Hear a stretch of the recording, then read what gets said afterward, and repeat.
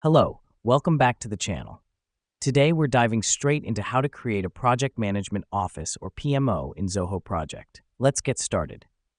First things first, log into your Zoho Project account. If you don't have one, setting up is quite straightforward.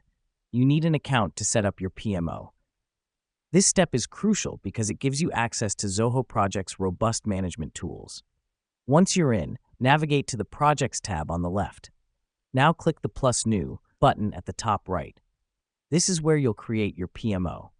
The reason we do this is to ensure all your project data is centralized, making it easier to manage. In the new window that appears, enter your PMO details. Give it a name, preferably something that reflects its role in your organization. Also, fill in the other required fields, including start date, end date, and description. This helps us because it provides an overview of your PMO, which is vital for planning and tracking progress. Next up, define your project tasks.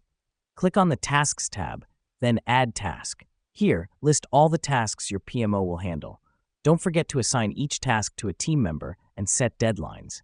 This is important because it clarifies what needs to be done, by whom, and by when, ensuring everyone is on the same page. Now that we've done that, it's time to set up your project milestones. Go to the Milestones tab and click Add Milestone. These are your project's significant stages or goals. Defining milestones helps to break down the project into manageable parts and keeps the team motivated.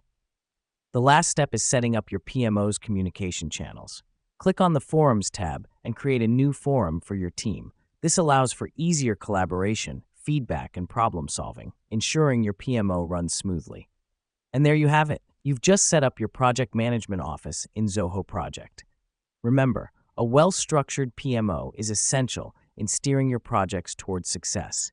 It not only keeps everyone aligned, but also ensures that you meet your goals on time. Thanks for tuning in, and we'll catch you in the next one.